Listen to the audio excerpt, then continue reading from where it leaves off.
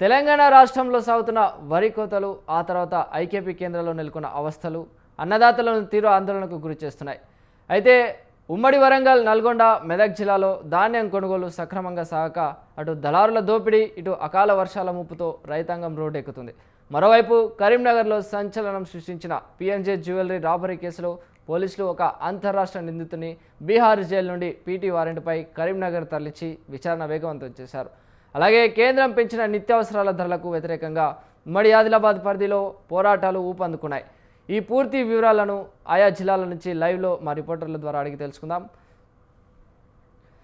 Right, Warangal report Srinivas ఉన్నారు. శ్రీనివాస్, కోతలు పూర్తి అయ్యి 40 రోజులు గడుస్తున్నా కాంటాలు పెట్టకపోవడానికి క్షేత్రస్థాయిలో ఉన్న సాంకేతిక సమస్యలు ఏంటి? మంత్రి సీతక్క నియోజకవర్గంలోనే వడ్లు తడిసిపోతున్నాయని రైతులు మండిపడుతున్నారు. దీనిపై స్థానిక అధికారులు కానీ ప్రజాప్రతినిధులు కానీ ఎలా స్పందించారు? Good morning Chiranjeevi. ఏదైతే రైతే రాజు అని చెప్పేసి ఒక సామెత దానికి విరుద్ధంగా ఈ 40 రోజుల దినాల్లో కొనసాగుతుందని చెప్పుకోవచ్చు. ఈ నేపథ్యంలోనే ఇప్పుడు మీరు మంత్రి సీతక్క అనుక్షణం ఈ ప్రాంతాలను చుట్టుముట్టి ఇక్కడ రైతులను పర్యవేక్షించి ఎక్కడ ఏ సమస్య ఉన్నప్పుడు ఇమీడియట్లీ ధాన్యాన్ని సేకరించాలని చెప్పేసి అయితే సీతక్క కానీ తన అనుచర గలాన్ని అయితే ముమ్మరం చేసేసి ఈ ములుగు కానీ భూపాలపల్లి ఈ రాష్ట్రంలో ఉమ్మడి జిల్లా వరంగల్ వ్యాప్తంగానైతే ఆమె చొరవ తీసుకోవడం జరిగింది.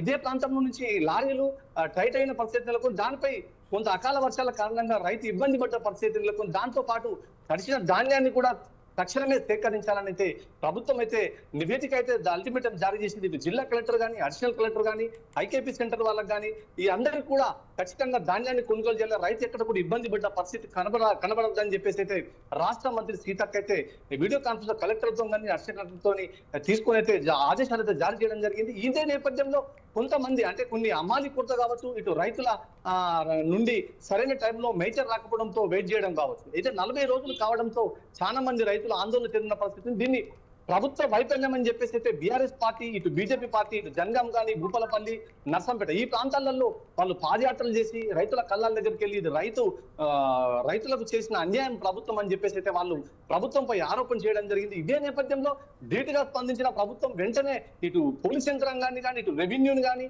ఇటు ఐకేపీ సెంటర్లు కానీ, ఈ టోటల్ గా సివిల్ సప్లై అధికారులను కానీ కళ్ళల వద్దకు పంపించేసి తక్షణమే పర్యవేక్షించి మైచర్ వచ్చిన వాటిని వెంటనే లిఫ్ట్ చేయాలని చెప్పేసి ఆదేశాలు అయితే జారీ చేయడం జరిగింది. దాని నేపథ్యంలోనే జిల్లా ఎస్పీతో పాటు కింద ఉన్న స్థాయి ఎస్ఐ, సిఐ స్థాయి అధికారులు కూడా కళ్ళల వద్దకు చేరి ఆ క్షేత్రంలో పరిశీలించి తక్షణమే లారీలను ఆపి అక్కడికి వెళ్ళేసి ఎంగేజ్ చేసేసి రైతు ధాన్యాన్ని సకాలంలో పంపించాలని ప్రభుత్వం వైపు నుంచి అయితే అంతా అధికారులు అయితే మూకుమ్మడిగా రైతుకు నష్టం లేకుండా కష్టపడ్డ పరిస్థితి నెలకొంది. ఇదే నేపథ్యంలో ఈ ప్రాంతంలో మనతోని కొంతమంది నాయకులు ఉన్నారు, వారితో మాట్లాడే ప్రయత్నం చేద్దాం. ఇప్పుడు రైతులు చాలా ఇబ్బంది పడుతున్నారని ప్రతిపక్షాలు అయితే ఆరోపణ చేస్తున్నాయి. రైతులు పండించిన పంట 40 రోజులు దాటినా కూడా ఈ రోజు వరకు మీరు లిఫ్ట్ చేయలేకపోతున్న ప్రభుత్వ వైఫల్యం అని చెప్పేసి బీఆర్ఎస్ పార్టీ కానీ, బీజేపీ కానీ ఆరోపణ చేస్తుంది. దీనిపై మీ స్పందన ఏంటి? నేను ఒకటే క్లారిటీ చెప్తున్నాం. ఈ ఏజెన్సీ ప్రాంతంలో జనవరిలో నాటు పెడతారు. నాటు పెట్టి జనవరి, ఫిబ్రవరి, మార్చ్, ఏప్రిల్లో కోతలకు వస్తాయి. ఈ కళ్ళం స్టార్ట్ అయింది కూడా మే 5కు 5వ తారీఖున స్టార్ట్ అయింది. పిఎస్సిఎస్సి ఎక్ఎల్ఎస్ సెంటర్ కూడా 8వ తారీఖు స్టార్ట్ అయింది కళ్ళం. ఇప్పుడు ఇవాడికి 30వ తారీఖు అంటే దరిదాపు 25 రోజులు కావస్తుంది వాస్తవానికి.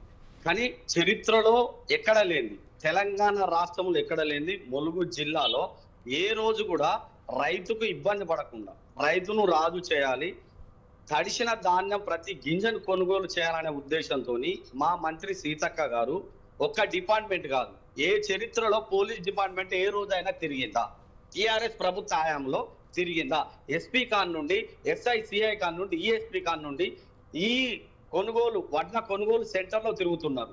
అడిషనల్ కలెక్టర్, తహసీల్దార్, పిఎస్సిఎస్ డిపార్ట్మెంట్ వీళ్ళ అదే విధంగా ములుగు జిల్లాలో ఉన్న ప్రతి నాయకుడు, కార్యకర్త ఎప్పటికప్పుడు పర్యవేక్షణ చేసుకుంటూ ఈ అకాల వర్షాల వల్ల రైతుకి ఏమన్నా ఇబ్బంది పడుతుందా అనేది చూసుకుంటూ ఇక్కడ కార్బల్స్ కానీ అదే విధంగా లారీల కొరత కొంత ఉన్నదనేది వాస్తవం.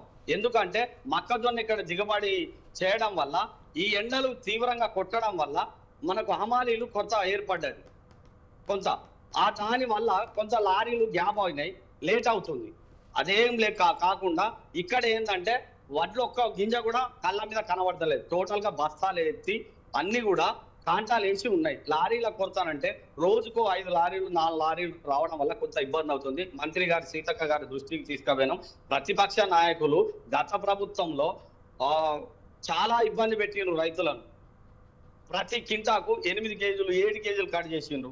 అసలు వడ్లు పండియద్దు, రైతు పండియద్దు, వరి అయితే ఉరే అన్నారు. వ్యవసాయ శాఖ మంత్రి జగదీష్ రెడ్డి వీళ్ళందరూ కూడా వీడియోలు ఉన్నాయి. దీన్ని ఎందుకు పెద్దగా చేస్తారో అర్థమైతలేదు. లారీల కొరత ఉన్న వాస్తవమే. లారీల కొరత కూడా మంత్రి సీతక్క గారి దృష్టికి తీసుకుపోయి లారీలు ఎంబడికెంబడే ఇవాళ నైట్ కూడా 3 లారీలు వాస్తవం చూడండి. ఇప్పుడు కూడా లారీ చూపించండి మీరు డైరెక్ట్.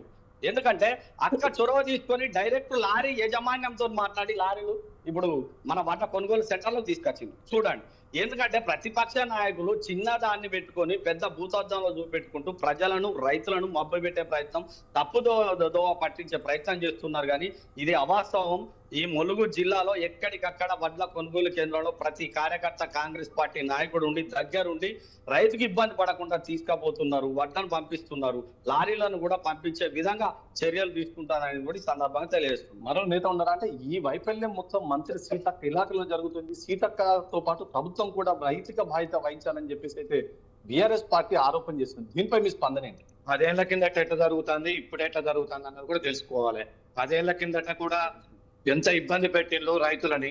ఇప్పుడు మేము ప్రత్యేకంగా 2 రోజులకు ఒకసారి మా కార్యకర్తలు మేము అందరం వచ్చి లారీలు ఉన్నాయా లేవా, బస్తాలు ఉన్నాయా లేవా అన్ని తెలుసుకొని, బస్తాలు లేకపోతే బస్తాలు ఇప్పించు, లారీలు రాకపోతే లారీలను కూడా ఆ చెక్ పోస్ట్ కాడిపోయి మా వాళ్ళందరూ తీసుకొచ్చి లారీలు ఇక్కడ కొరత బస్తానికి కూడా చాలా పెద్ద కారణం ఉన్నది. ఎందుకంటే లారీ వాడు రమ్మంటే భారతాన్ని అది తాడ్పత్రి లేదు, నేను రావట్లేను, నేను ఇష్టకే పోతాను. దానికి ఇప్పుడు ఎస్పీ గారు, సిఐ గారు, ఎస్ఐ గారు చొరవ తీసుకొని ఆ బండ్లను పంపించి ఆ బండ్లతో ఎత్తించడం జరుగుతుంది.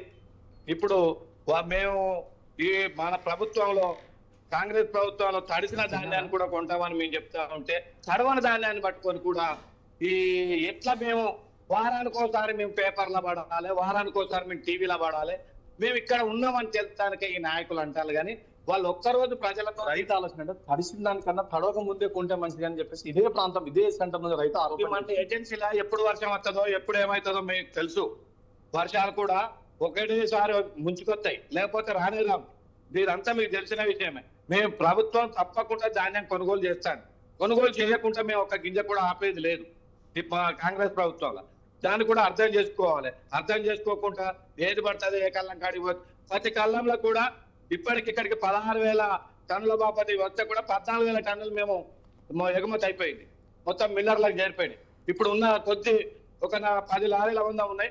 ఆ 10 లారీలు కూడా రేపు వెళ్ళే వరకు మేము క్లోజ్ చేస్తామని సభాముఖంగా తెలియజేస్తాం. అంటే ఒక కింటాకు 5 కేజీల చొప్పు నుంచి 6 కేజీల వరకు తరగదీసి రైతు నడ్డి పిలుస్తుందని చెప్పేసి ఒక ఆరోపణ వస్తుంది మిల్లర్లు. దీనిపై మీరు అంటే మీ ప్రభుత్వం తరఫున మంత్రి గారి చెప్పి కటింగ్ ఆపేచ్చే ప్రయత్నం చేయగలుగుతారా? గత టిఆర్ఎస్ ప్రభుత్వంలో 8 నుంచి 10 కిలోలు తరుగు తీసింది. 8 నుంచి మిల్లర్ల కాడికి పోయిన లారీలను దింపాలంటే 4 రోజులు 5 రోజులు పట్టేది. ఇప్పుడు రైతు ధాన్యం మిల్లర్ కాడికి పోగానే మా కాంగ్రెస్ పార్టీ లీడర్లకు చేయగానే ఒక్క గంటల్లో మేము దింపిస్తాను.